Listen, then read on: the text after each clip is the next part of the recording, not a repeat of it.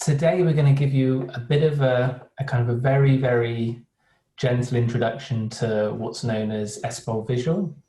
So some of you may have been to some of the earlier sessions on the SBOL data standard. SBOL Visual is really there to support the actual development of standardized diagrams, which can naturally tie into what's being described in the data standard. And today, myself and James are going to, like I said, give you a brief introduction in terms of what SBOL Visual actually is. I'll show you some diagrams, so hopefully you can get a feeling for how you might use it in your own projects or papers and things like that. And then in the second half, we're going to talk a little bit about some of the future developments that are brewing within the community. And in particular, James is going to give you an introduction to something called Parametric Svg and how that fits into the definition of the symbols or the glyphs that we use within SBOL Visual and the benefits that that's going to provide. And then at the end, I'll talk through some programmable diagram generation and some of the benefits that that provides and the ways that you can potentially use that in your own projects as well. As I said, all of the material that I'm going to talk through is available at this GitHub repository.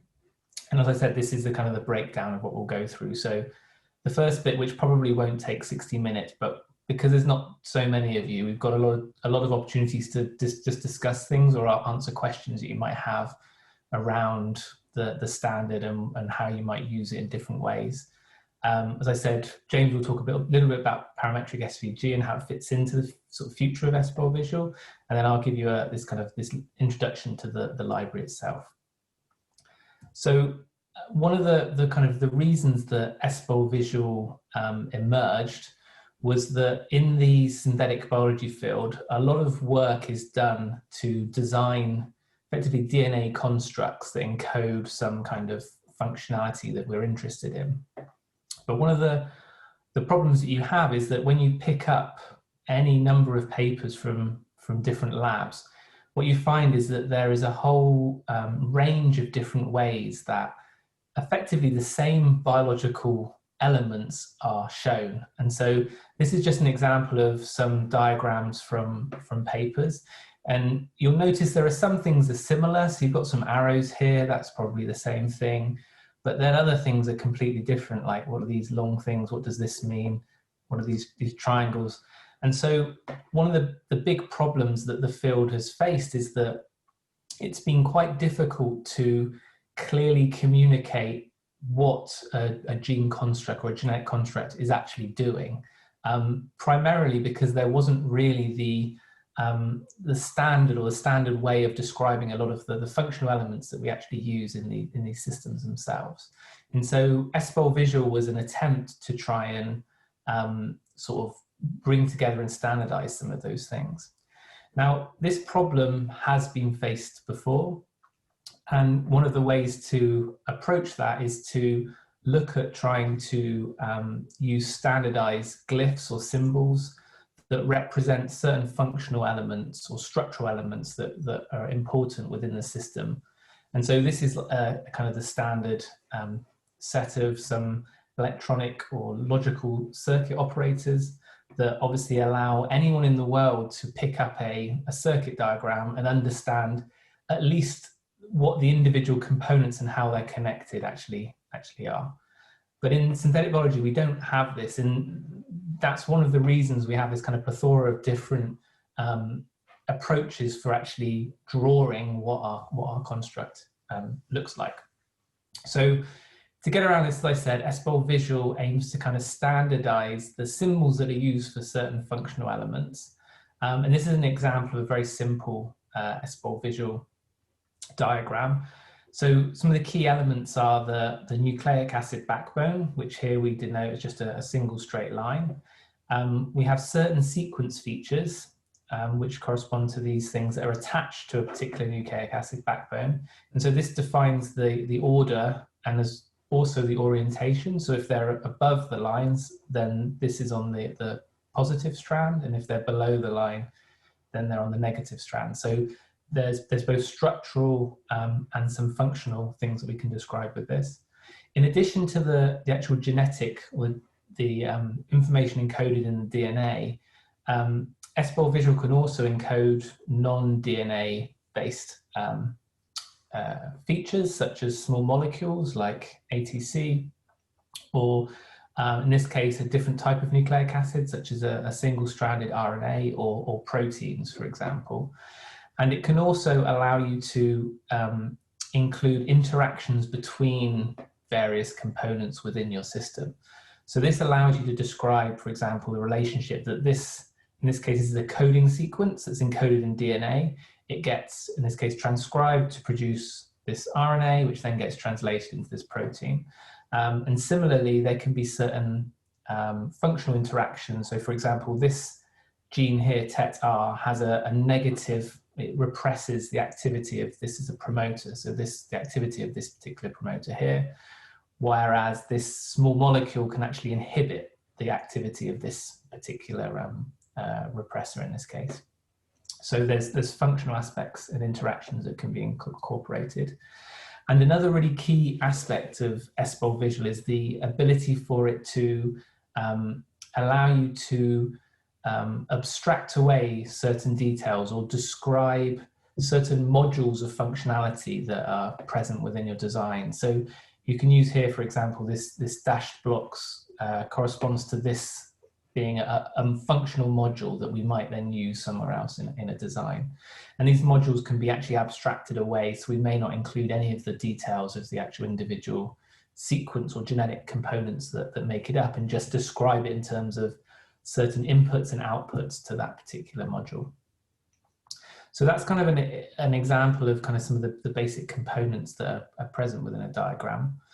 And while we define certain types of symbol for certain functional elements, we purposefully don't try to impose strict guidelines in terms of the style that you might use. And one of the reasons for this is to really allow people to alter the style in a way that best suits the application or the specific use case that they're interested in. And this is possible because the symbols are given very distinct shapes, and they're very easy to recognize even if the style is very, very different. And so each of these diagrams I've shown here is valid SBOL Visual, but as you can see, it's all very, very different. And this is useful because it means it's as easy to use the standard when you're drawing on a whiteboard as when you're actually at your computer, and you can actually use kind of vector-based versions of each of the symbols and make it a very smart and kind of precise diagram. So all of the styling is really up to you in terms of those things. There are some recommendations that we include in the spec, but they're fairly light touch in terms of what you can and can't do. So to give you a kind of a rundown of some of the functional nucleic acid glyphs that are present in the current standard, this is the current list. So we have things like, for example, aptamers. If you're assembling pieces of DNA, you sometimes end up with small scars, so that can be represented by this. There are sites that might correspond to cut sites that lead to kind of two blunt ends of DNA. We have actually two different glyphs that can correspond to a coding region. And this is primarily historically because actually both of these types of symbols have been used widely. So it ensures that there isn't any confusion due to the fact that both of them are very, very common in the literature. We also have symbols for kind of standard engineered regions, and this could be this is a very generic type symbol that you could use. Similarly for insulators, this is again a very generic functionality that you can use somewhere in your design. We have symbols that can be used at the end of a backbone. So I showed a single line there corresponding to the DNA. These symbols can be used on the ends to denote certain sticky ends that might be used for certain assembly reactions. These are actually the cut sites that would lead to the generation of these. We have other symbols. If, for example, there isn't a glyph that currently can be used to represent what you want, you can still highlight that there is a functional element there, but at the moment there isn't a glyph that would functionally represent it. We have things like promoters, operators, ribosome binding sites and terminators, poly-A sites, origins of initiation, origins of transfer, aspects that might be unspecified. So this differs from these kind of omitted details or no glyph in that there is potentially a glyph that should go here, but you're not specifying it in the design because maybe there are multiple options that you might want to use. And so it's left open, but it's not saying that there isn't something that you could use to represent it. We have things like signatures. So these are probably going to become more common as we synthesize more pieces of DNA. So this might be some kind of unique barcode that we introduce into our DNA sequence. If you use structurally DNA manipulating enzymes like recombinases, and we have recombination sites. We have things like primers, binding sites that can be denoted, things like non-coding RNAs. If you have for example, a part that might be made up of many other parts, you can denote that with this type of shape. And this can then basically be used as a kind of exploded view of a very specific region within a design, which is often useful for kind of internal features of an element that you may not want to have shown in the overall design, but you may want to specifically explode a certain part of it just to demonstrate that. We also have glyphs that help place the genetic construct that you're showing in the context of a bigger sequence. So for example, where in the chromosome it might be located, and these can be annotated with various loci that you might be interested in or wherever it's located. And similarly, if a construct is in a plasmid, you can use these at the ends of your construct to denote that that's where this particular coding region is found. For a lot of positions within a construct, we have a number of sort of generic glyphs that allow you to kind of highlight certain types of position.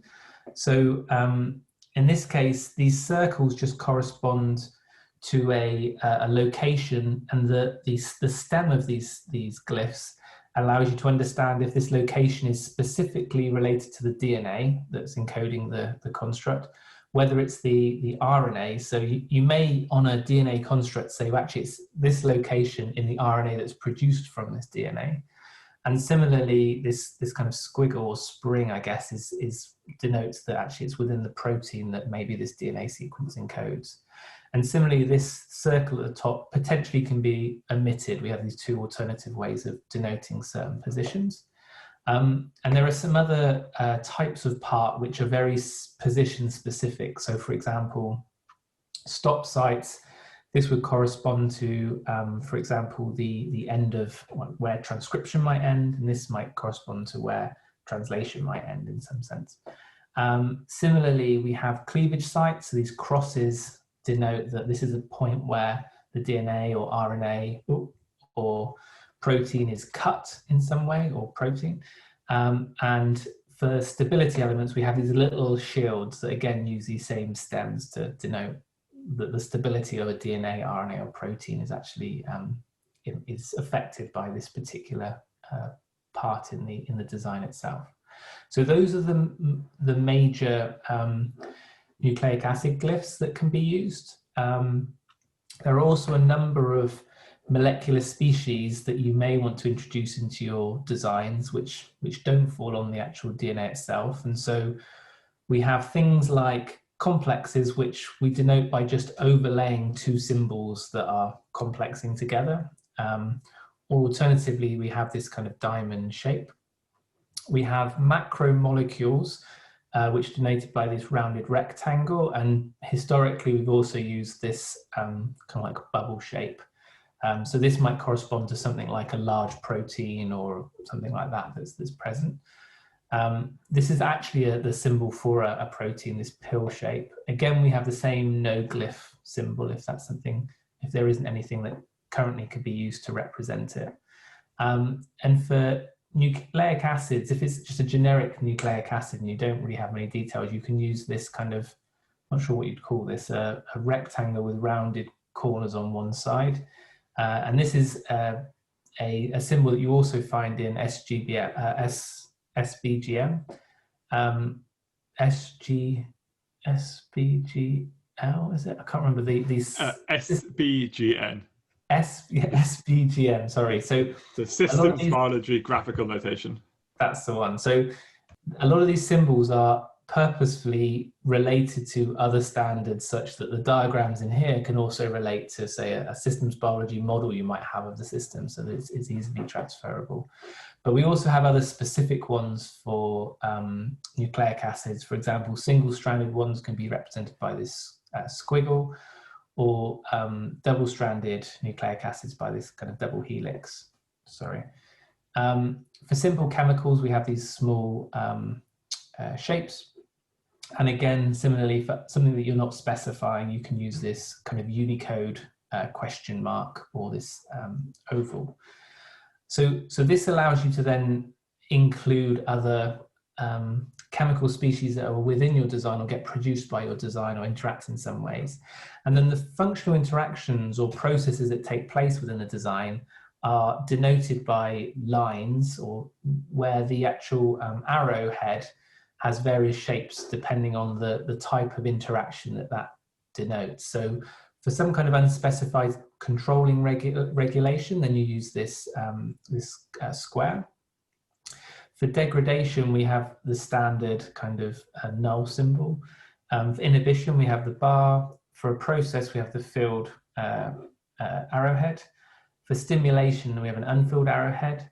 And then if you have multiple, for example, interactions that maybe lead to a single output, then there are these kind of nodes that can be added to the links to accommodate certain functions that might occur. So this might be, for example, two different molecules might associate to, for example, stimulate expression of a gene. So you'd use this circle to denote that. This double circle denotes that there's a dissociation of maybe a complex or something like that. And a square is just used to demonstrate that some process takes place that's potentially unspecified. So between these two sets, this is the major list of symbols that can be used within a SBOL Visual diagram. And actually they give you a really broad range of different ways of actually describing a whole raft of sorts of genetic construct that you might be interested in. So before I ask if there are any questions, one of the things that might be useful to know is that on the GitHub repository that I provided, you'll find in there that there is a visual reference card. This can also be found on the SBOL Standard website. So this is the sbolstandard.org website. And if you go under the visual section in here, I think it's in about, I don't know if they put the cheat sheet in here.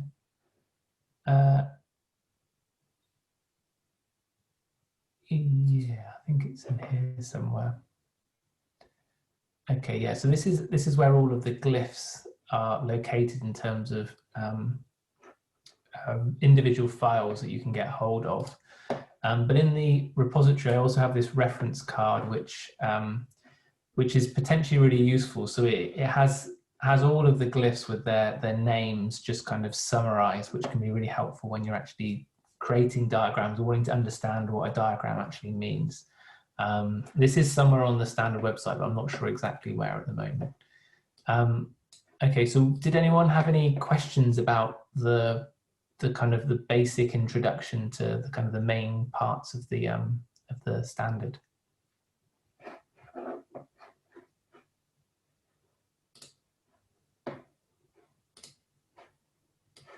No? So what is the difference between the positive strand, negative strand, and the double strand? So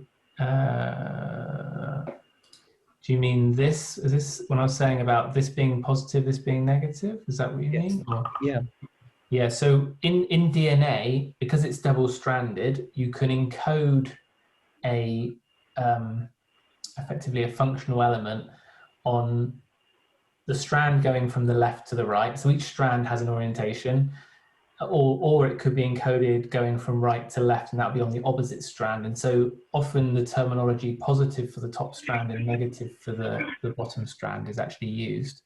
So all of these parts, they're often, what you'll find is they're not symmetric. So this is like an arrow, and that's because it's going from left to right. So it's the actual sequence is located on the positive strand effectively.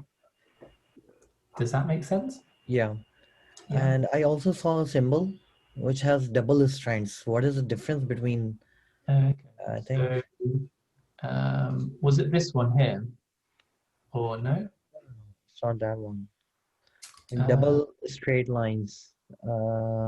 Straight like this one here.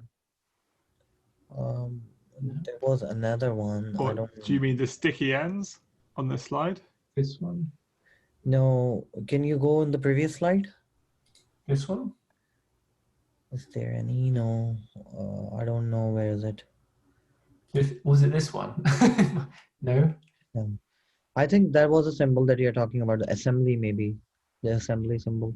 This one, assembly sky. Yeah. So this is not really denoting a functional element. It's merely the fact that when you're assembling maybe a DNA construct, you might have to introduce small sequences for doing the assembly that they don't have really any functional relevance. They're a scar effectively from the assembly process. And so this isn't denoting anything more than it's just a kind of a scar sequence within the design itself. It doesn't have an orientation because a scar isn't functional in any way. It's just it's kind of a byproduct of the assembly. Okay. And what is this no glyph used for? This one here. So this could be used for something. So for example, if say, I don't know, say later this year, we discover that there's a new type of regulator that can be encoded in DNA that we've never seen before, then what we would likely find is that none of these would actually correspond to that. And so you wouldn't be able to actually include that within your diagrams.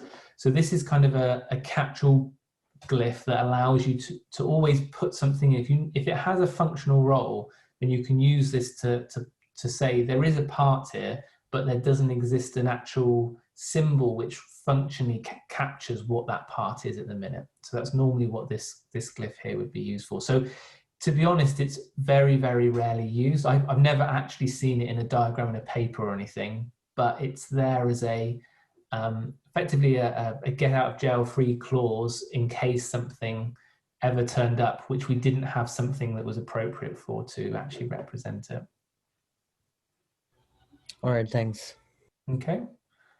Was there any other questions about the symbols or any other aspects?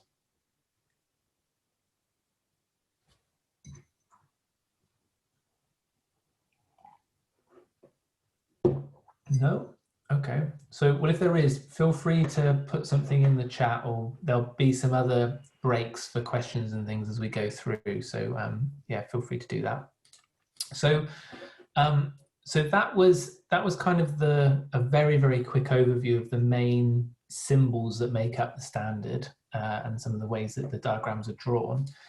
But to actually create the diagrams, there's a whole range of different ways that can be done. And as I said before, if you go to this website, so this one, where is it? This one here. So this is the SBOL standard website. There's a visual section, and if you click on glyphs, then you'll have access to this page, which has lots and lots of images on it. But actually what you can do here is download, for example, the whole set of glyphs, if I download these. And what it looks like is this. So you end up downloading this this folder, and inside it will have effectively an individual, either a PNG file or a SVG or a PDF of each of the effectively symbols that are present within the standard. And what you'll find is there'll be two versions of each. So there'll be one that's called a specification. So if I, maybe if I find something that you can actually see it more easily on. So if I open this one up, oh no, I didn't want to do that. If I open this one, if I make a new in here, can I do that? Here we go. So this is a CDS, and this is the specification file. So it's got a dash specification. So this includes this dotted line around the glyph and this other dotted line across the bottom. And so these are used in the specification to say where the backbone or the DNA strand should actually fall, and this is basically the extent of the glyph. But when you're drawing diagrams, you probably don't want to use those. You just want to use the ones without the specification. So they don't include those bounding boxes. They're just clean versions of the actual symbol itself. So you can go on here and you can go on this website and download all of the various types of glyphs that you might want to use in your diagrams. But you then need some way of actually putting them together. And so one of the ways you can do that is by using something like PowerPoint, for example. And it's not probably the most ideal situation, but it actually works quite well for making some of these things. So this is a PowerPoint slide that I've created with just a line on it. And so I might want to make a genetic construct in here. And so if you're going to use PowerPoint, I'd highly recommend downloading the SVG versions of the glyphs, because that will allow you then to manipulate the colors and the line widths of the elements within it. So if I want to, for example, make a very simple, in this case, I'm going to make a NOT gate. I can look through here and say, okay, I want to have a promoter to start with. So you just drag these files in and they actually display nicely in here. They can be scaled. They're vector based, so they don't pixelate or anything. I now want for example, a ribosome binding site, which is called a ribosome entry site. There we go. So make that a bit bigger. And actually I want a gene now that I'm gonna, so this is a CDS. So I'll get one of these, make this a bit bigger. This is my CDS. And then I'm gonna have a terminator. Let's have a look, terminator. And this one we don't have one without the specifications. You'll get some lines, but it's okay. Okay, so this is my design to start with. And what I can do is now, if I select one of these elements, so maybe I want to make this a blue in color, because these are SVG files, PowerPoint can actually interpret that. And so we can actually fill in these with it and actually affect the bits that we want to affect. We can also change things like, we can maybe make the line, I don't know, let's make it orange. And we can change the width a bit as well. And the other nice thing is, the other nice thing is you can do this for all of the elements that you've got, and the fills will be in the right place. So it fills in the correct part of the symbol that you'd actually want. Now, if I, for example, add another promoter, because we've got two in there, I'm going to make this this is going to be a blue one to match the CDS here. Now, the nice thing in PowerPoint is it can actually very easily use the glyphs and draw lines between them. So one of the things we can do is add, for example, a connector, and the glyphs themselves will have these 4 connectors already on them, so we can add that in. Can make it a bit bigger so we can see it.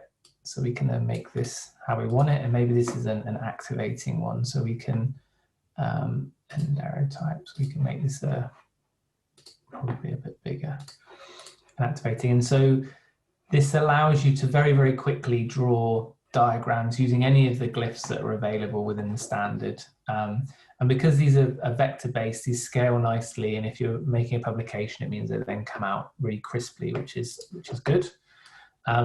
And the other thing is, if you use any other applications for drawing things, so I use something called OmniGraffle, these SVGs will work in there as well, or Inkscape or various things like that. So you have a lot of kind of tools that are immediately available for you to actually use these symbols in without you having to do any extra work at all. So I'm going to close that down. I'm not going to save that. So in addition to just using kind of your favorite graphics editor, there are also a number of tools that have been developed by the community to kind of help with the creation of SBOL visual diagrams. And these are just a selection of a few. So the first one is something called SBOL, and so I've got that open here.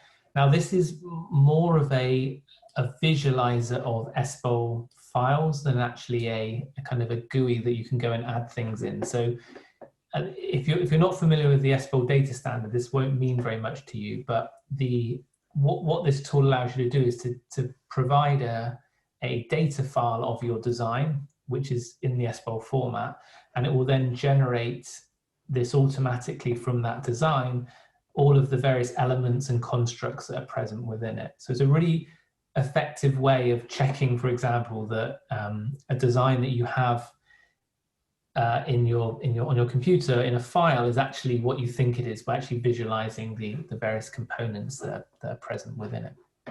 There is a new VisBol, I think, that's coming out very soon, but this is the one that's currently available. Another tool, if you want to have a more kind of plug and play, or not plug and play, a sort of like a point and click style interface, is something called SBOL Canvas that Chris Meyer's group at Colorado are developing. And so this is a really nice system because you can literally just click on the things you want. So if I was going to make the previous design, I'm just clicking on, okay, I want this, this, this, I want this. And I want, I'm not sure how you do interactions, but there will be, okay, I want an inhibition, let's say from, oh, I shouldn't have done that. Managed to break it already. So I don't actually, I think I say from that, and then I can select to that, and then this will work out how these lines should work. So this is a really nice tool for kind of clicking around. You can even afterwards, you can move some of these things on the backbone. You can even move these. And actually these links are actually still there, which is good. And there are even some styling options in here. So if you want to change the color of things, you have that ability as well to do that. So this is still in development, but it's a very easy way to quickly create an SBOL visual compliant diagram, and it's only going to get better, I think, in terms of those things. Okay, so that's a kind of a very specific tool. Now, if you're a programmer or you're kind of computationally literate and you want to potentially automate the generation of diagrams, so this, for example, is fine if you have one design to create or a couple design or 10 designs to create. But if you, for example, are making a library of genetic constructs and you maybe have 1,000 different designs you need to create, this becomes really like laborious and cumbersome. So one of the ways to get around that is to actually make use of some of the programmable libraries we have for generating these diagrams. And one of them that I've helped develop is something called Dnaplotlip. And so this is a Python library which uses a Matplotlib as effectively a canvas for drawing SBOL visual diagrams on. And so this is the GitHub repository, and these are just some examples of the sorts of diagrams you can create. So this looks very similar to some of the kind of the previous ones. You can see all the different symbols, and the nice thing here is you can actually kind of customize the shapes of the things and the colors in code. There are also the ability to extend some of the functionality. So here I've kind of manipulated some of the glyphs in code. And one of the key features is because it's a program, it's effectively a script that you're running, you can combine these SBOL visual diagrams with standard Matplotlib plots to help create visualizations where specific points in a plot might correspond to a specific point within a design. So this is an example of a, if you can see that, there we go, of a design. So this is effectively the SBOL Visual representation of a design. And this is actually data that we've loaded into the script, where each of these points here corresponds to this point in the design itself. And so this is really nice for looking at associated data to your particular design, which can be a really, really powerful way of kind of better understanding the systems that you're looking at. Now, the other benefit of using code to generate your diagrams, and this is the last bit I wanted to show you on this, is that it allows you also to potentially create animations of dynamics that your system might go through. So some of you might be familiar with what's known as a repressilator. So this is a 3-gene circuit where you have effectively a cycle of repression that goes around, and that causes an instability where you end up with oscillations effectively of each of the concentrations of the constitutive genes. Now you could just show this diagram and show the graph, and that would be fine, but one of the nice things about having it as a program is that you can actually generate a video of this. So to give you an example of what this code would look like, so this is the code in here. And so there's effectively an ODE which describes the dynamics of the repressilator. And that ODE is run, and then there is code in here to effectively draw the diagram, manipulating certain aspects of it related to the actual ODE simulation that's taken place. And what that can then generate is a video, which I'll show here. Make it bigger. And so here, what we're actually showing is the kind of the intensity of the genes corresponds to their expression level, and similarly the kind of the boldness of the interaction links corresponds to kind of the regulatory interactions within the system itself. So this type of thing you couldn't do with manually by hand very easily, but because you're actually creating these diagrams with code, you can very, very easily create dynamic animations of what's actually happening in your design. And I think that's probably one of the major benefits of some of these programmable libraries over doing things manually. Okay, so that was some different ways that we can create diagrams. Did any of you have any kind of questions or queries on those tools, or any other comments?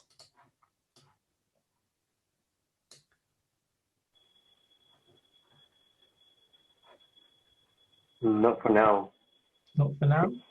Yeah, that looks very interesting. Wow, yeah, and very sound introduction. I like it. Okay, cool. Well, if you have any questions, like I said, just put them in the chat. I can see there's a comment about it's not a ribosome binding site. Yeah, so it's called a ribosome entry site is the technical term for that particular symbol, but that's immaterial. So that's some of the ways you can create diagrams. For the last bit of this, I just wanted to show some maybe more complicated diagram examples, which might help you better understand some of the kind of interesting features of SBOL Visual when the constructs themselves become a lot more complicated. So this is an example of a diagram where we have this DNA construct here with 2 binding sites for, in this case, a Cas9 protein and a guide. So this is a complex of 2 molecules that then bind to the DNA here, and they have the functional role of actually repressing the activity of this promoter here. So we can kind of show these different complexes, we can show the functional interactions they have on this construct here, and then we can actually demonstrate that the output from this circuit is a guide RNA, which then can complex with another dCas9 with a repression domain as effectively an output to this module. And so because this can be thought of as a single functional unit, we've put this kind of module around, this dotted line around it to denote that this is actually a module with 1 input here, 1 input here, and a single output there. And so in theory, this could then be kind of removed, and we just have these kind of ports that allow us to explain what this actual NOR gate is. And so the nice thing then is that we can kind of reuse these modules in multiple ways. and that kind of helps a lot in terms of someone actually understanding where reuse in a diagram is, or the kind of the functional abstractions that are being used within the design itself. And so this is just an example where we've taken two of these NOT gates, and then we have an output module here which produces GFP, just to demonstrate the different ways these can be put together. Like I said, we don't have to show all this detail in here. We can actually remove this and treat this as kind of a simple input-output type module. And so that's what these little triangles, or these rectangles here denote. These little sort of squares on the sides are actually the ports for that module. And so you can see that this is an input port and this is an output port, and this is the particular function that this module carries out. And so the nice thing here is that you can effectively abstract the detail as much as you like to make a diagram potentially easier to understand for a specific aspect you're trying to describe about a system. So in this case, it might not be interesting to know about the actual genetic design of this NOT gate, but it's sufficient to know that this output is on if this one is off, and vice versa. And actually what's more important is the actual interactions between these various modules to understand the overall function of the system itself. Now, this is again another example of some other things that you can introduce into your diagram. So we allow, for example, you can use these kind of small shapes like squares or triangles or stars for small molecules, or you can also use the actual kind of chemical symbols for them to kind of help a viewer really understand what it exactly is interacting with this particular process here. Similarly, these chemicals can be used for inputs or outputs in addition to things like proteins that you might be interested in. And I think this does a good job also of showing how you can use, because you can customize the style of the various elements as you like, you can use color as a really nice way of denoting certain types of part that interact, and that makes it easier to understand what's actually going on. And one thing you should notice is that the style of this diagram is actually quite different to the style of this diagram, but because each of the symbols is quite unique in its shape, it's actually very easy to understand what corresponds to what in each of them. The last thing I just wanted to show you is that you can also include these diagrams as part of other sorts of diagrams which have nothing to do with SBOL Visual. So this is a kind of a visualization that's often used for yeast chromosomes. So these are the individual chromosomes and the centromeres.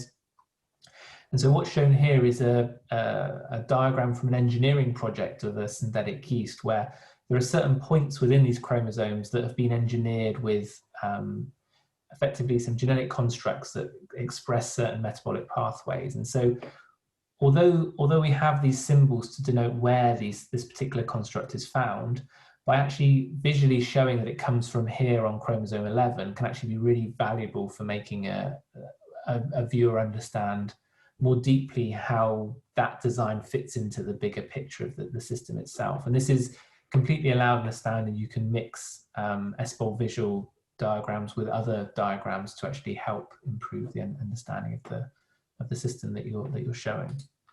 So yeah, that was an idea of some of the kind of more complex diagrams that you can generate as you start putting these things together or combining them with other types of visualization that you're interested in. In terms of how it can be used, as I said, there's a website that contains all the information you need if you want to get hold of the symbols. Obviously, this is all free to use. You can use it in papers and talks. And actually, the symbols are being more and more widely used in papers. Almost every paper I have to review now tends to use these, and it really does help with understanding what it exactly is that your system is actually doing. The SBOL Visual community is very open, so if you have a new symbol that you think should be added because you're working on a particular functional element that's really important for the future, then you can actually raise a change request and propose what you think would make a good symbol for that, and that then goes through a kind of a community discussion and ratification process to kind of actually include it within the updated standard.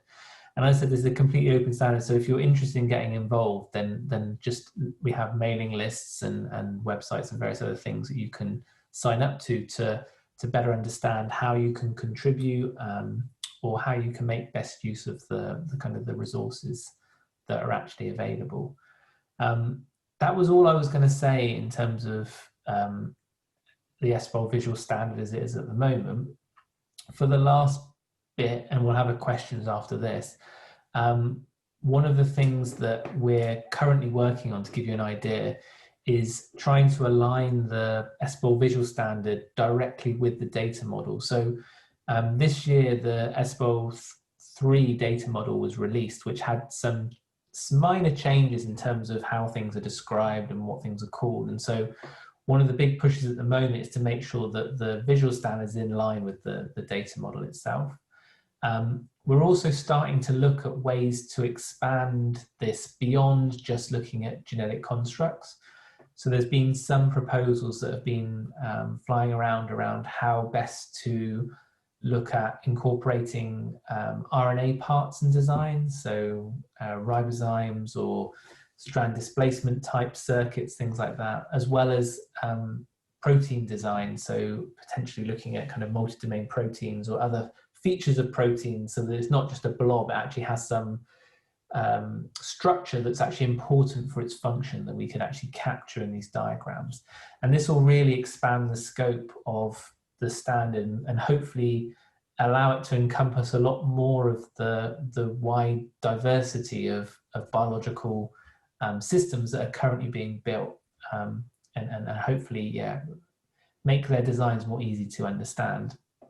And then the last bit, which we'll talk a little bit more about, or James will introduce a little bit about, and I'll show you kind of a very simple library to get started with this, is trying to make the symbols that I've shown you not just kind of static entities which that you can use, but actually to look at ways of encoding some of the geometry of the symbols in a what we call like a parametric way.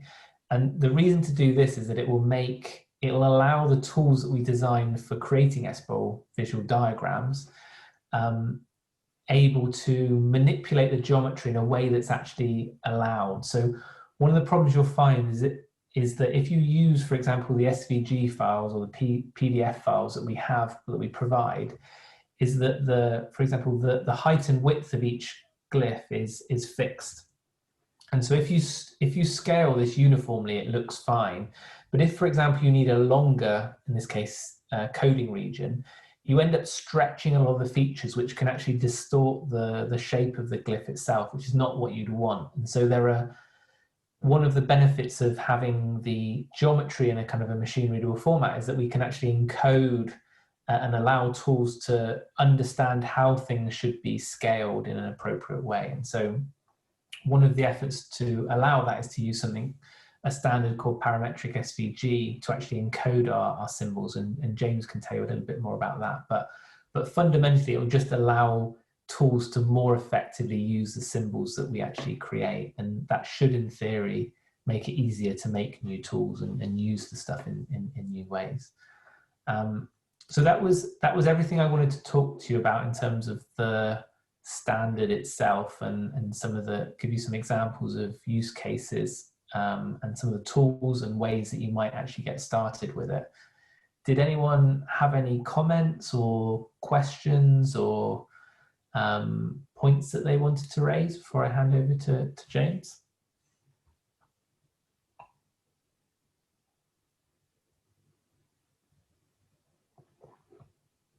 No? Thanks. There's a question. Alexis, are you here? I can't actually see you on the... Yeah, I'm here. Oh, there are some other people on here. I didn't realize. When I have to apologize, on my Zoom, I see nothing now. When I'm on full screen, it becomes completely removed. I just didn't know about Dnaplotlip, and it just looks perfect. It's just going to throw a few lines in my code, and I'll have all my designs already. Brilliant. Awesome. Yeah, no, good. Yeah, it's a really useful tool. So yeah, so obviously it's valuable to have all these symbols accessible so people can make these diagrams manually. But I'm really sold on have I got the website there? Yeah. If you can do these things programmably, then you have access to do lots of more stuff much more easily, and you can automate things very, very easily. So if you're interested in library designs, there's a variant library design in here. So you can actually define these libraries as in code. So you can just create lists effectively in Python where each element is a design, and you can just show them like that. Or the program itself also has a kind of a CSV interface. So if you wanted to use, if you have biologists in your group that maybe aren't too au fait, they can just generate these designs in effectively Excel. So for example, they have to define certain set of parts that they're interested in. So this is just all of the different parts that make up all of those diagrams. So there's a limited set, and then there are a number of columns which correspond to the features, like the shape, color, all those sorts of things of what that part should look like. And then all they really need to do is to then define the design as just a sequence of parts, and give it a name. And so each of these is effectively a design where I have a V left, this is a promoter, I can't remember what S is, probably a ribosome binding site, this is a gene. And so they can literally go in there and just type in the names of the various parts that are there. All this could be generated in code as well very easily for a lot of systems. And then there is effectively, if I go, I think it's in here, variant library.pdf, yeah. So in here, this is just an example of a set of modules, or sorry, functions that can load in those CSV files and then generate designs from them and plot them to a page. This looks like a lot of text, but you can just reuse this script, that's great, yeah. which is really easily. And then you end up with something like this. And the really nice thing is, well, this was used on a project where we had kind of phenotypic data that we measured for each of the designs. So we could then plot them, we could sort them and actually show the differences and potentially see how the design of the genetic construct affected the actual productivity in this case of the pathway. So, so it's really valuable for those sorts of things. And if, although I don't know if I have an example of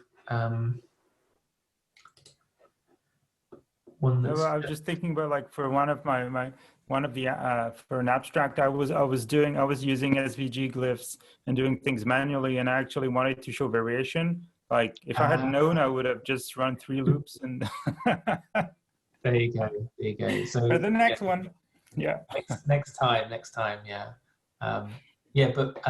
So one of the things, so this works fine, and most of the current glyphs are on there, almost all of the ones that are used predominantly. There are some specific obscure ones that this doesn't include at the moment, but we're in the process of, you'll find out in a minute, adapting this to use these parametric definitions, which will mean that we can always keep up to date on the latest set of glyphs. We won't need to actually update the library at all. As the new glyphs get introduced, this library will be able to use them directly. So that will save us a lot of time for development and things like that.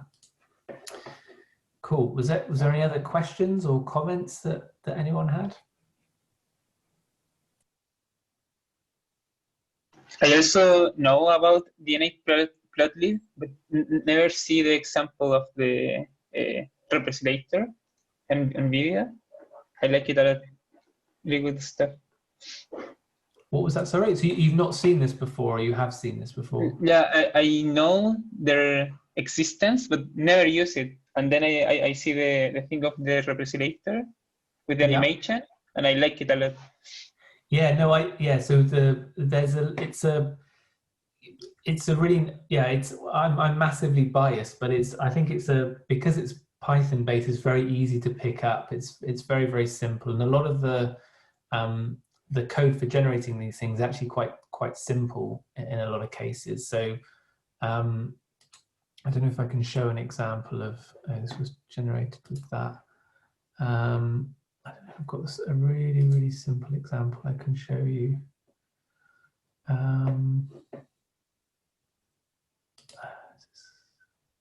So yeah, the way it works is you just have effectively a renderer, and you provide a list of dictionaries where each dictionary corresponds to a part. It has certain like key value pairs that have to be in there for it to work. But then once you give that to the thing, it will just render that at a certain point in a Matplotlib figure effectively. So it's very simple to use once you know all the ins and outs, and you have examples in here hopefully to sort of help you get started on actually creating those things. So yeah, and if you do create any cool diagrams, do let us know, and we can potentially upload them to the gallery as well, because it's good to keep that up to date with different things. Okay, so for supplementary material, you can also just plot out your DNA and put it there easily, right?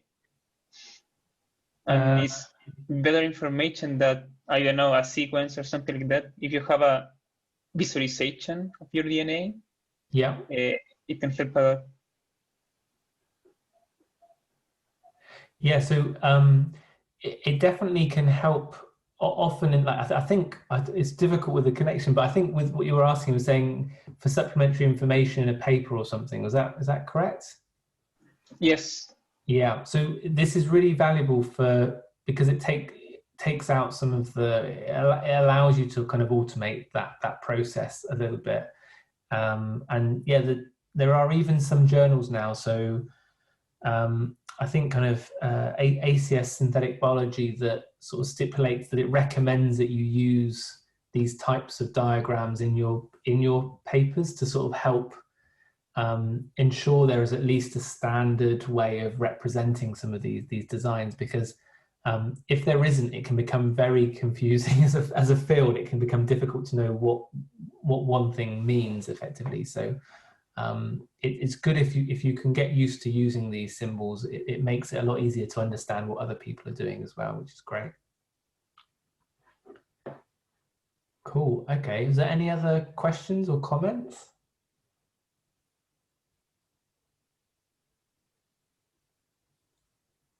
No? Okay. Well, if there isn't, then I'm going to hand over to James. So I'm going to stop sharing my screen. Are you able to? Okay. I will try and share my screen. Okay, hopefully you can.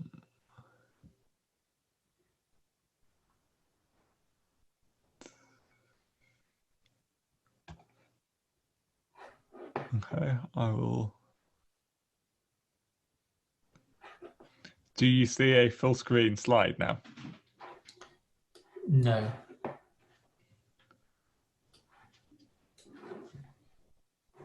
Okay. Okay,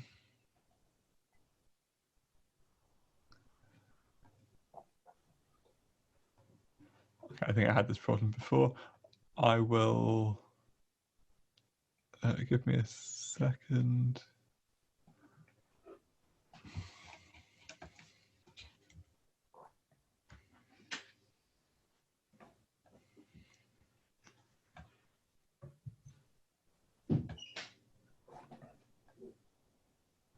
Okay, can you see a slide now? Yes, I can. Okay, do you also see the Zoom chat window, or is that just me? No, I can't. I can see Parametric Svg for SBOL V, and then like some thumbnails on the left. That's all I can see. Just the window, I think it is. Okay, I'll stop now. So, good evening, as it is here, or whatever time it is where you are. As Tom said, I'm going to talk briefly about the idea of using parametric SVG to represent SBOL visual glyphs. This isn't something that an end user needs to understand in order to draw SBOL visual diagrams, but it's something that should make it easier for us to update the standard and also make it easier for developers who are creating visualization tools.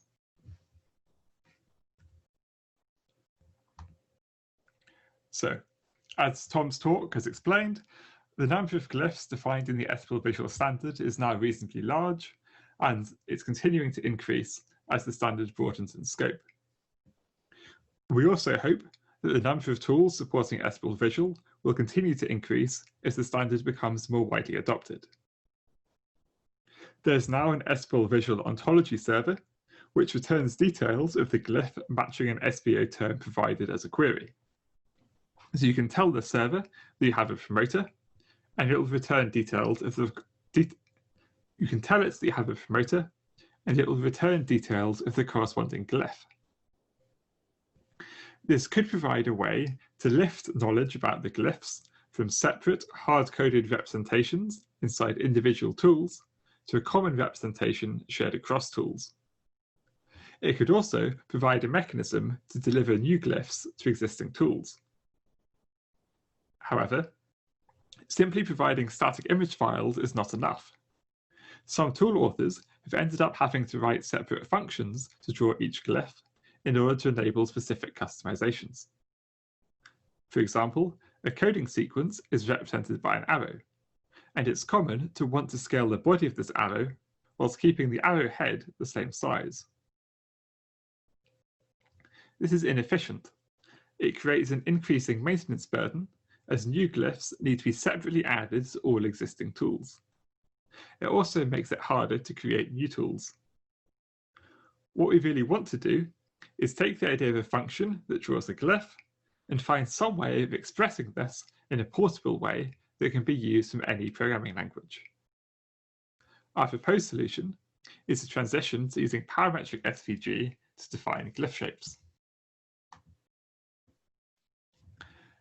Before introducing parametric SVG, I will briefly explain what SVG is. SVG is an abbreviation of Scalable Vector Graphics. It's a standard for 2D vector graphics that's widely supported by web browsers, as well as by various vector graphics editors like Illustrator or Inkscape, or, as Tom showed you, PowerPoint. Vector graphics means that it defines an image in terms of its constituent lines and shapes, rather than by defining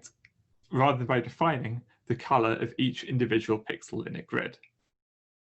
This enables the graphic to be scaled up without becoming blurry. The SVG standard is based on XML, which means it consists of tags or elements which are written between angle brackets. A tag can be self-closing if it ends with a slash, like this line, or it can be closed by a matching tag that starts with a slash, like this tree element. Elements can be nested, so if an element is not self-closing, it can contain other elements, as this group element contains a rectangle and a text element. Elements also have attributes, such as x equals 0. The SVG specification has kept expanding to include an increasing number of features, including quite complicated things like filters for doing image processing. So overall, the spec is now somewhat complicated, but the core of the standard is still quite simple. There are a number of elements representing basic shapes like lines, rectangles, and circles. There are group elements that allow you to group together several other elements and do things that apply transformation to them to translate them vertically or horizontally. And this applies the same transformation to both of these elements. SVG also supports paths, which are curves which may optionally be closed. The shape of these paths is defined by a string assigned to the D attribute. The idea here is like logo or turtle graphics. The shape of the path is defined by a sequence of commands, each of which defines one section of it. There are commands to move to a location without drawing a line, to draw a line from the current location to a new location, to draw a Bezier or elliptical curve to a new location, or to close the curve by drawing from the current location back to the starting location. Each of these commands is a single letter followed by coordinates separated by spaces. Parametric SVG is an extension to SVG that provides an alternative to assigning specific numerical values to attributes. It lets us instead assign a formula or arithmetic expression that can include parameters. So rather than setting the width attribute to 10, you could set it to D. We can define default values for these parameters as here, but a tool can override these, e.g. to change the array length of a coding sequence glyph. The way this works is by defining a new namespace called parametric, and then adding extra attributes in this namespace. So as well as setting the x attribute, we can also set the parametric :x attribute to a formula inside curly brackets. Most tools don't know what this new attribute means, so they just ignore it and use the traditional non-parametric attribute.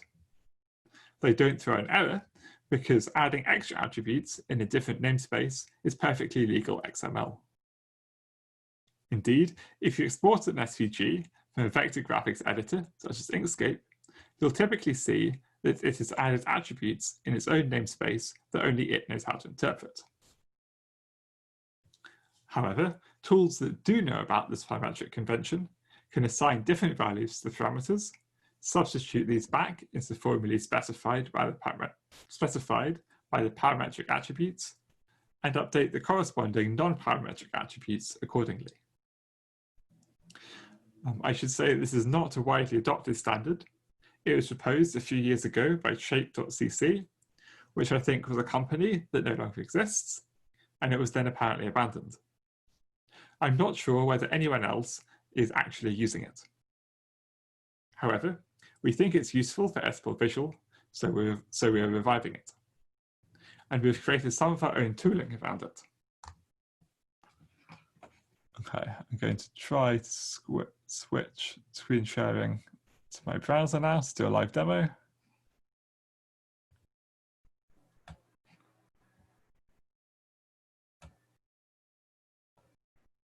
Okay.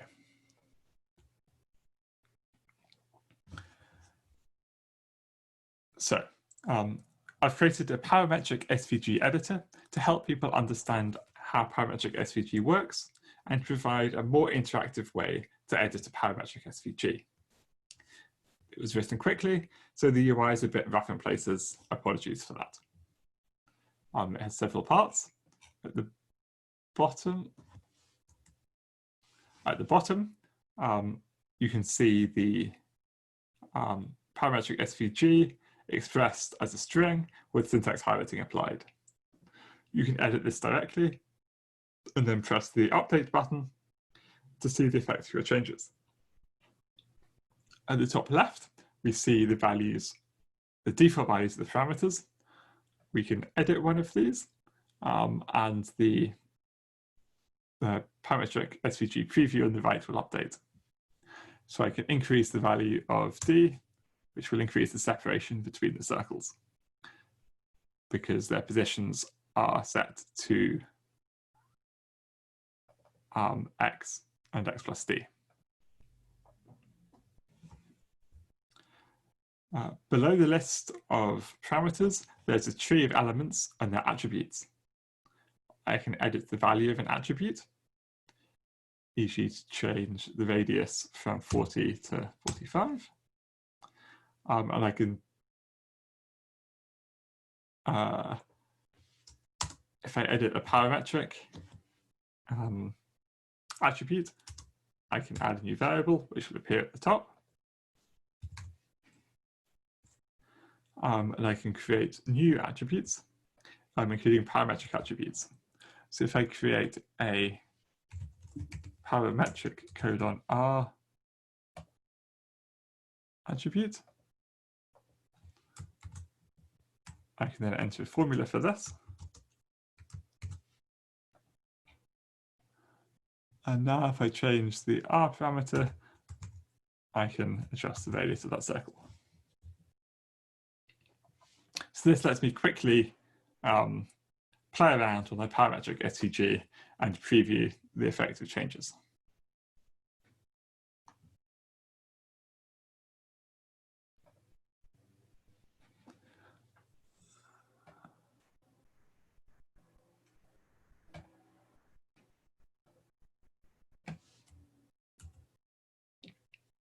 And so this is the URL of that tool. I can post it into the chat afterwards. Now, here's a more complete example of a glyph defined as a parametric SVG. So we haven't finally decided on what we will choose as the parameters that control the glyph shape, so don't pay too much attention to the specific parameterization shown here at this point, as this may well change. However, there are a couple of aspects that I want to point out. The first is that we use a class to distinguish between different types of element.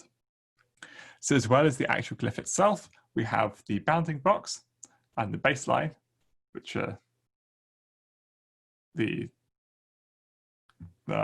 bounding box and baseline that Tom discussed when he was talking about the specification images. They're important to include when generating the specification images, as they show how the glyph should be used, but they're not drawn when the glyph is actually used in the diagram. We also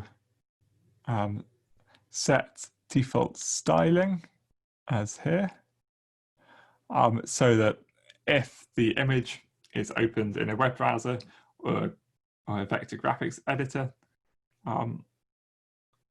this default styling will be applied.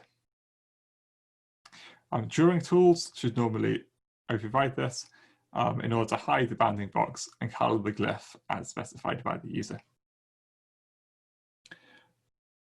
The actual glyph element is specified by this path, and you can see that the parametric D, which specifies the shape of the path, is quite long and complicated. It includes quite a few parameters. Each of the separate terms, included in curly brackets, is replaced by a single number when the parametric SVG is rendered. Also note that this path has the class name filled path. We're planning on having two different class names, filled path and unfilled path, so that fills can be correctly applied to glyphs that contain holes, such as the insulator glyph.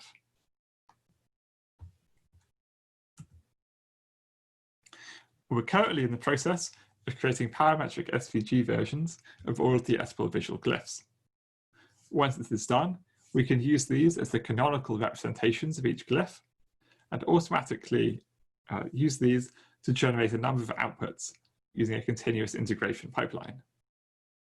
So we could have a GitHub action configured so that whenever a new glyph is added to the Git repository, we would automatically export images both with and without the bounding box and baseline in several popular image formats, including SVG, PNG, and PDF. We could also automatically generate a palette or quick reference card that shows all of the glyphs side by side.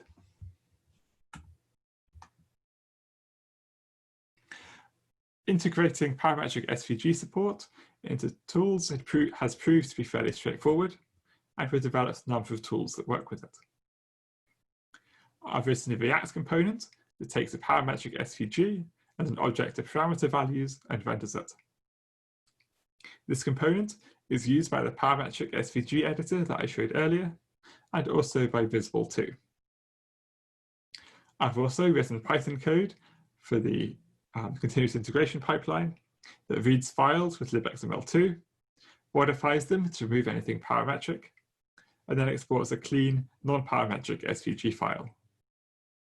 This also converts to various other image formats using the Cairo graphics library. Tom has written Python code that can draw a parametric SVG using Dnaplotlip, and I think he's working on integrating this into his Dnaplotlip library. But I think he'll talk a bit about that in a moment.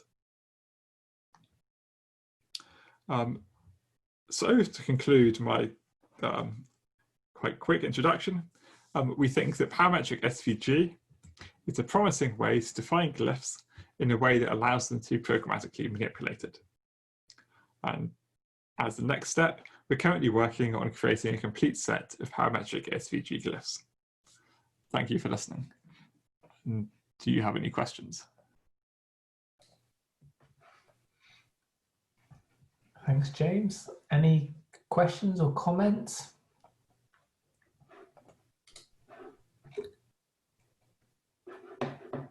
You were super clear, James, you see. It was all... So, okay. So, if there's no comments, feel free also to leave comments in the chat if there's anything that pops into your head.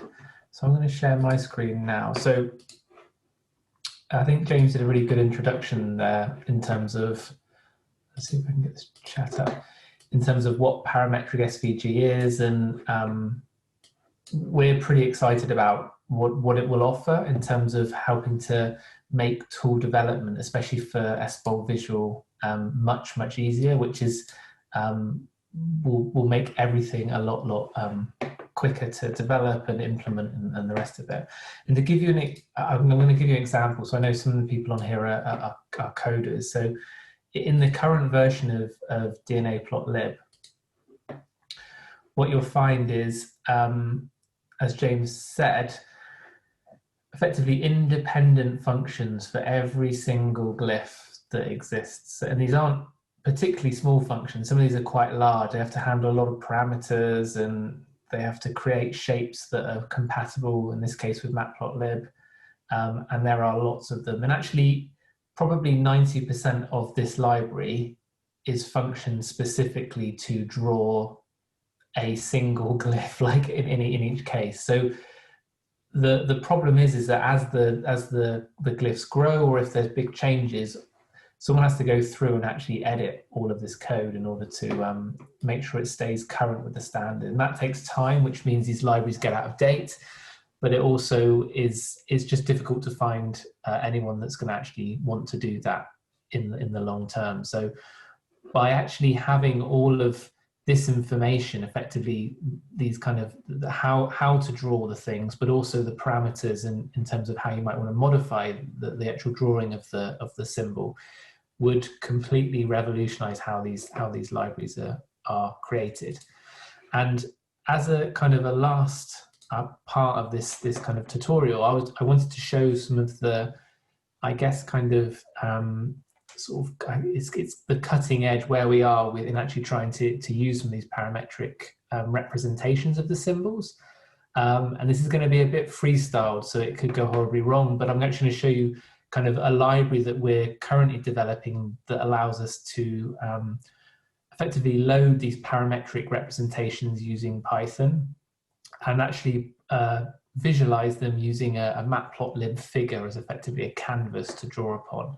And the idea is that this will end up being the back end which replaces all of these independent functions in Dnaplotlib, but it also could potentially be used on its own, or as a starting point for your own library if you're interested in developing tools yourself that might want to make use of these parametric representations of the SBOL Visual library.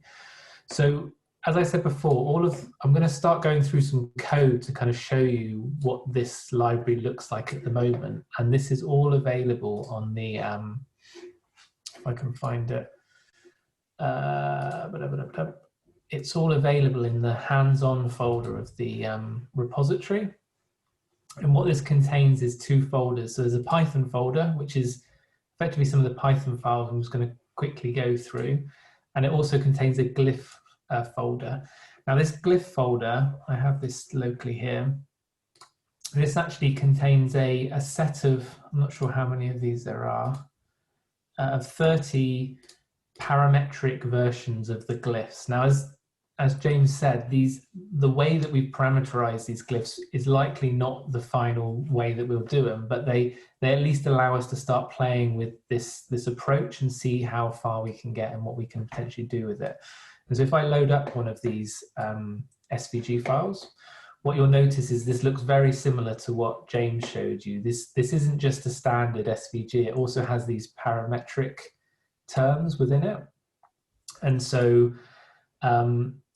this is effectively a kind of a parametric representation, in this case of a coding region that we can potentially use in our test library to sort of see how this works. Now, the SBOL V library at the moment is literally just a single Python file, which makes use of another library called, sorry, minimize some of this stuff, get out of the way. I might need that. Hopefully this is visible. So it makes use of another library called SVG path to MPL, which allows a string which contains a static SVG file. It will convert that into Matplotlib commands to draw that SVG on a Matplotlib figure, effectively. And so what the SBOL V library is able to do is it's able to load a directory of parametric SVG glyphs. So you'll see in here there'll be a load glyphs from path file that gets called when you actually create this particular object. So there are ways that it will load effectively all of the representations for these things internally. And what it will make use of is actually a number of additional attributes within each glyph. So for example, in addition to the default parameters that are used when drawing the glyph, there are also some other attributes such as glyph type.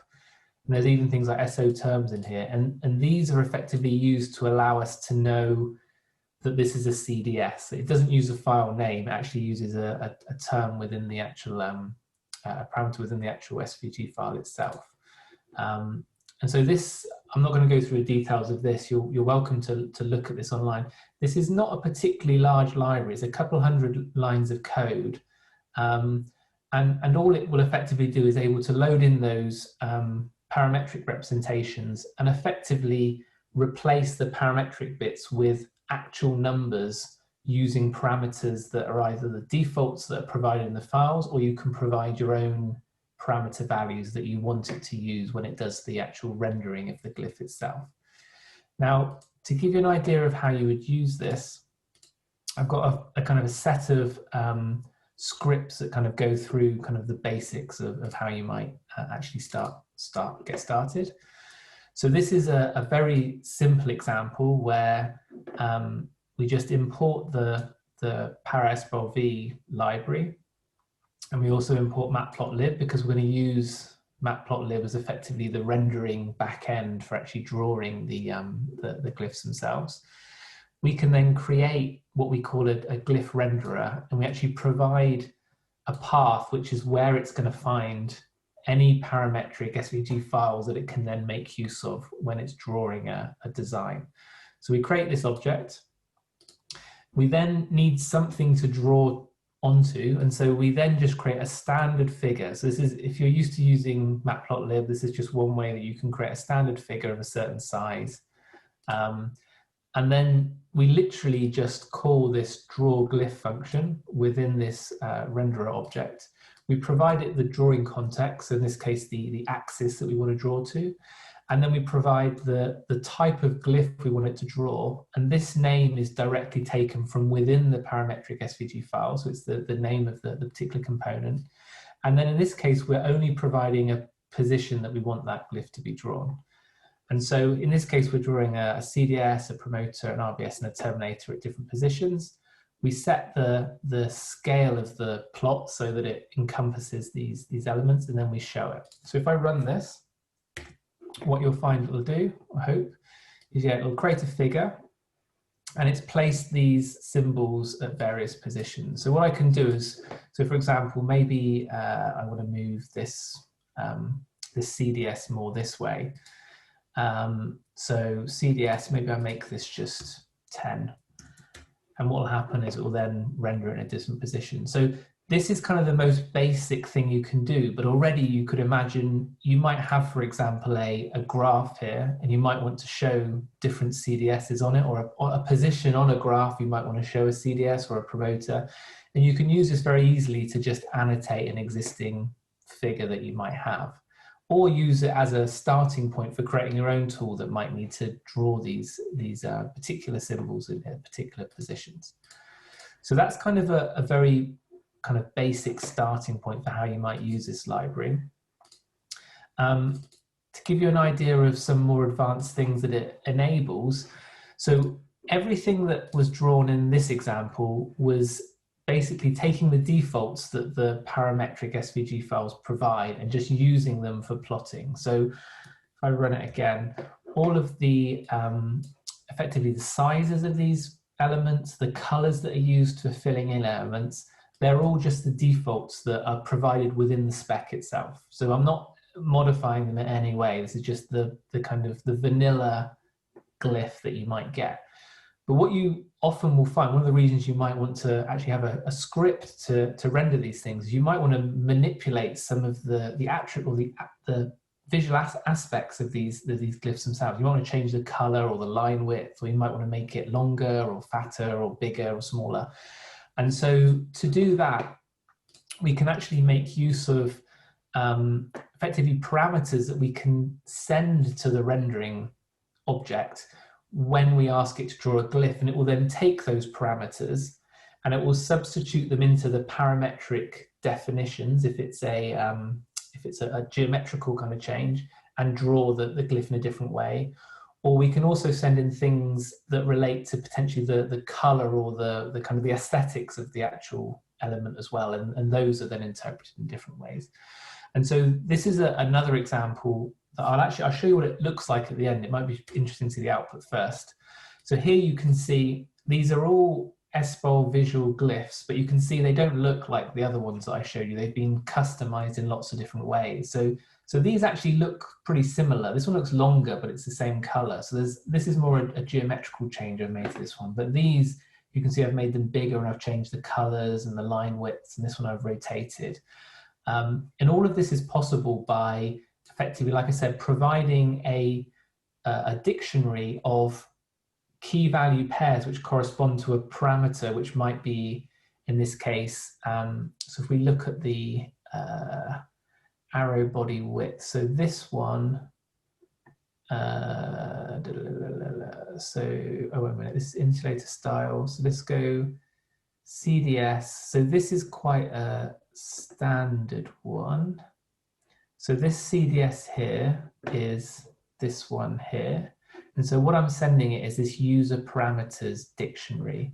And so if we look in here, what is this user parameters dictionary? So all it's got is a single key value, which is the arrow body width we're saying is 50. And when we send that in, it obviously makes this a bit longer. So I can actually change this. If I made this, say, I don't know, 90. What I'd expect is this then to be extended a bit further. And so if I run that, it doesn't do anything. That's always the, sorry, I've changed the wrong one. It shouldn't be that one I changed. So this is the one here. So I've overwritten it. So if I make this, say 100 here and run it, then what you'll see is this CDS thing gets longer. But the nice thing is, what you'll notice is it doesn't stretch the symbol, it actually extends it. It makes it longer, keeping this arrow effectively the same. And so I can actually even make it much, much smaller. So maybe, I don't know, I'm changing things all over the place here, 20. And so here I've made it shorter, but again, this has kept the right kind of aspect ratio of the various elements. And that's only possible because of this parametric definition of the glyph that we've provided. So in this case, this arrow body width is just this length here. It's got nothing to do with this end arrow. And that's why we can edit just that part there.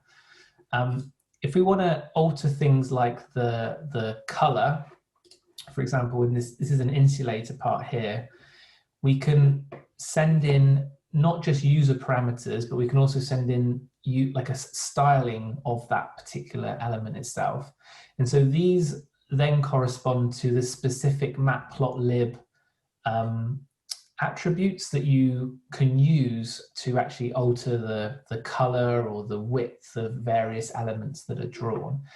And so because some of the glyphs have multiple elements within them, so in the case of an insulator, what you'll notice is that there are multiple effectively paths that make it up. So if you actually look at an insulator, what you'll see is that there is, you have this outer square and then you have this filled inner square. And so each of these elements has a particular name. And so when you're wanting to style it, you need to make sure actually it's only this inner path that I want to style. I don't want to style the outer path, it's the inner path I want to style. And so what you actually do is you provide a dictionary for each of the effectively the paths within your SVG file with the styling options that you want that particular path to have. And so in this case, we've got the face color of the inner path is going to be red, and the for the outer path we want the edge color to be green. And so if we look at the what you'll see is this is red, this is green, and we've actually also changed the line width of the green one as well. And so this is a really easy way to very quickly customize what the plot looks like, both in terms of its color and line widths, but also in terms of the geometry that can be edited using the parameters that we've defined for the various components or the shapes that make up the glyph itself. You can also do things like rotations and other sorts of things in Lyra. I'm not going to go into that, but this is just an example where we just provide I think this is in radians, and then this allows you to rotate how the glyph is drawn. So if you wanted for some reason to have your design vertically or on an angle, you can very easily implement that as an option. So this is just showing that you can manipulate using this very, very simple library. It's only a couple hundred lines of code. You can use it to generate quite diverse diagrams in code just by saying, I want this glyph here, and I want the style of this one to be like this and the style of this one to be like that. Completely in Python code with no kind of having to do anything by hand with a mouse. You're just telling it programmably how this diagram should look. So that kind of is the basis for a lot of the other examples that I wanted to show in this set of scripts. So now that you can actually plot these things, one of the nice things you can do, as I showed in the previous talk, is you can actually create things like animations or dynamics, which would be really hard to do any other way. But it's really trivial when you write a script. You can have a loop that's changing something each iteration. And so in this case, I have effectively, I create a renderer, and I have a random number generator, and I have a kind of an empty set of like geometric parameters and an empty style. I create a figure, and then I have a kind of an animation loop where, so for each animation loop, I effectively randomly generate some parameters for the length and the height and the width of this arrow, as well as the color, so the face color, the edge color, and the line width. And so when I run this, what you'll find is that you'll end up producing a completely random set of, in this case, coding region, glyphs, but actually all of them are actually, they fall within the standard because we're not editing it manually. We're only changing parameters that we're allowed to change. All of these are valid CVS glyphs within SBOL Visual. But they show that you can generate these things very, very quickly. And I know one of the things that we've been talking about is actually automatically generating pages of variations of glyphs to make sure that we don't end up with a new glyph that could potentially look like another when certain parameters are set in a certain way. So there's lots of interesting things you can do when you can start to manipulate these things in code. So that's just a kind of a fun example showing that you can make these pretty videos with this kind of stuff, which would be nigh on impossible by hand. But more seriously, one of the things you're more likely to want to do is actually make design, like show a construct that you want to actually build. And so this example here is a simple example of another function that's actually provided within this SBOL V library. And so I'll show it to you because it's not very complicated, which is basically this render part list function. So this is just a function where I provide a list of parts and associated parameters and glyphs. And what this is effectively doing is it does a lot of the heavy lifting. It's going to create a renderer for me. It'll create a figure to draw this image on. But then all it's going to do is go through this list and effectively draw each of the glyphs with any parameters that I've provided for it. And so now when I want to say draw a construct that maybe consists of I don't know, a promoter or 3 CDSs or whatever it is, I just create a list of parts where each of the elements in the list is another list which defines the type of part that it is, and then 2 dictionaries which correspond to the geometric parameters and the styling parameters that I want that element to have. And then all I've got to do is effectively use this rendering function with this list, and it will then generate the figure for me. In this case, I'm just saving that figure effectively. And so when I run this, it's going to create this PDF file. And if I look in here, thankfully it's created it. It's now actually created these 3 CDSs, which correspond to each of these elements I've added to this list. And you can see that this last one looks like the default CDS, and it is because there's no geometric or styling options that have been provided. But the other 2, you can see I've added in these elements here, which kind of allows us to modify it. We could say, actually, I want this to be a promoter, say. And so what it will do then is because we've got the library of all the different types of glyphs, now when I go into here, you can see it's got CDS, CDS, promoter, and I could similarly add styling options for that promoter if I wanted to do. So this, in a way, could act as a very simple starting point for creating tools that maybe need to display SBOL Visual genetic designs in a very, very simple manner. That could, again, it's all programmably accessible, which is really, really nice. So that's kind of a simple way of maybe making constructs. Another thing that a lot of people often want to do is they don't want to have to specify the design itself in code, like I just showed you. They often have the design they want in another format. So a common format that's often used in defining annotations of genomic sequences is something called a Gff format. And what this looks like is effectively each row in the file corresponds to a feature within the sequence that you're annotating. And there are various columns within this file, and so these are tab separated elements which correspond to, in this case, this is the chromosome that the element is on. This is, I can't remember what this is, that each of these has a various meaning. So this, for example, is a gene. This is normally the start position, the end position, and then there are things like which strand, so is it on the positive or the negative strand of DNA, so going forward or backwards. And then you can also have certain attributes that you can add later on. And so you may be in a situation where actually you don't want to sit down and manually type a script to encode all of this. You just want to parse this file and generate a visualization from this itself. And so this 4th example is just an example of that, where I've defined a function here which will parse this GFF file. It will look at each row, and it will then effectively create that part list that I showed in the previous example with all the corresponding parts that are correct. And you can see this bit at the top, I have to do some mapping from the name that the GFF file uses to actually the name of the symbol in our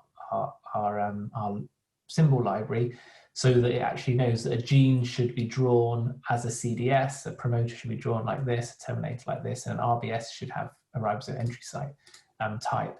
And so all this function then is doing is just generating a list very, very similar to this previous example. So it's generating these elements and populating a list with them. And then it's just sending them to that very simple function just to iterate through them and draw them as a construct. And so now, if I run this, what this will actually do is create this plot here. And so this is corresponding to each of the elements inside this GFF file here.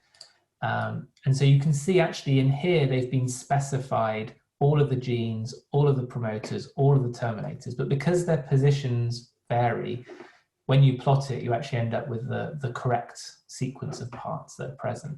And so this is a really, maybe a good example if you had to, I don't know, parse a big library of, I don't know, annotation files and you wanted to generate simple visualizations of them, you could imagine that this would offer the ability to do that.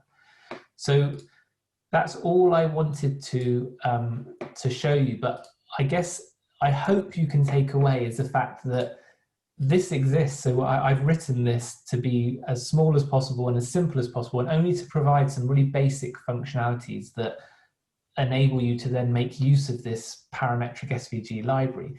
But actually, as you start piecing the bits together, you can actually do quite a lot with this alone. If you can script in Python, this may be enough for 90% of the use cases you want. And actually, things like Dnaplotlib that add a lot of extra functionality can very easily just build on this very basic library and use it as kind of under the hood to carry out some of the kind of more basic tasks that need to be done. But you very easily could write your own specific bespoke tool that builds on this. And the beauty of it is that when the parametric glyphs get updated, you just replace these files with the new ones, and this will automatically make use of those, and everything will be hunky-dory. If a new glyph arrives, this will immediately allow you to access it without any change to the scripts that you already have. So it's a really highly scalable way of actually maintaining the library itself.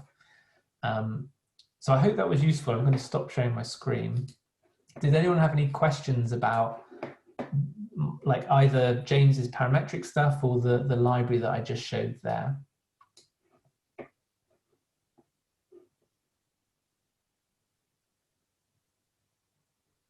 Silence. To be guys, I like it a lot, and as a Python user, I give you thanks for this development. Yeah. No, I hope that, so it's in development as well. So the idea is to try and keep it as small and as simple as possible. So there's minimal amount of maintenance that needs to be done with it, but then to build off all of those basic functionalities such that it doesn't require a lot of maintenance. So if you're keen to help in terms of tweaking it or adding extra functionalities, then let me know, because I'd really like this to be a kind of part of the kind of standard repository of SBOL Visual tools that people can go to and then build on. It's there to be kind of a foundation to build other tools from, not necessarily just to be used as is in that sense. So I'll be intrigued to see what kind of things you might be interested in making with it, for example. Is this kind of a tool you think that you would make use of then? Yes, I think so. I'm developing a tool for genetic design and modeling, and one part that is really interesting is give the user, as your modeling is at the time, it's like freestyle modeling, as well as your SVG is more like freestyle, because at the beginning should be more like that. So you can plug and play, I don't know, transcriptional units or set of transcriptional units, and then you need to see or visualize what you're doing in Python, because you connect objects in Python, and then to show you what you are doing, this kind of visualizations should be useful. Definitely. Do you think, so I know if you're doing, because I think I saw your talk, did you have a talk about the tool that you're developing, and you have ways of simulating some of the dynamics that take place on those things? Do you think that could be incorporated in terms of some of these customizations, like stylings of things, so changing the color of something or the size of it, or things like that, to help, I don't know, show the dynamics on the design itself? Yeah, for sure. I think maybe the best thing to show, I don't know, dynamics and related to the design or the genetic design is maybe the color of the CDS matched to the color of the line. And that helps you a lot to catch what's going on. Mm-hmm. And that's very simple. Yeah, no, it's really helpful though. But yeah, because I was also thinking, like, I guess how I'm really intrigued to know how people might want to use this, and whether there are other things that we should consider when we're kind of developing this, in terms of like end use cases. Because obviously there's the standard use case. If I want to make a diagram, that's fine. But I suspect once you have a certain capability, there's lots of things I probably can't envisage that someone might want to do with this. And the dynamics is something that I've always been interested in. So that's one of the reasons that I was keen to kind of develop these kind of programmable tools. But I'm sure there are plenty of other examples, especially with kind of genome scale design, where you need to do things automatically in code. You can't do it manually. Coming up with clever ways of handling those sort of systems, I think, would be really interesting for some of these kind of tools. So yeah, for sure. I think that synthetic biology for now has used, I don't know, devices constrained in the system. Like you don't use too much pieces, because first you don't know what's going on there, so you keep things constrained. And also I think maybe now with automation, this kind of things, I don't know, I have 1,000 designs and I want to test them and also put them on supplementary, will be really useful, these tools for that kind of things. Yeah, no, I gave you the example of the reason I created the original version of Dnaplotlip was because I got asked to draw, I think it was like 900 constructs, and they were similar, some of them, but some of them weren't very similar. So there's no way I was going to do that by hand. So it was more out of necessity and need than any other reason. But it's going to become more important. I completely agree with the kind of the amounts of automation that are now starting to be used in these things. And I think, yeah, the other nice thing is that there are other supporting tools. So things like the repositories that are being developed, like the Symbio Hub and things like that.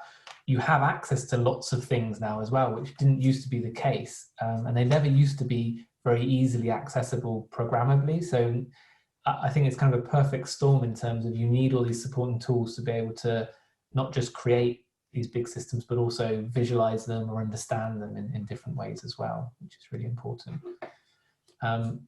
Okay, well, I realize it's nearly 10 o'clock, so it's nearly the end of the session. Does anyone else have any comments, questions, or anything they wanted to raise? Otherwise, I'll wrap up. No? Okay. Well, I want to thank James as well, because I thought he did a brilliant job of explaining the parametric SVG and SVG generally as well, part of the session, which was great.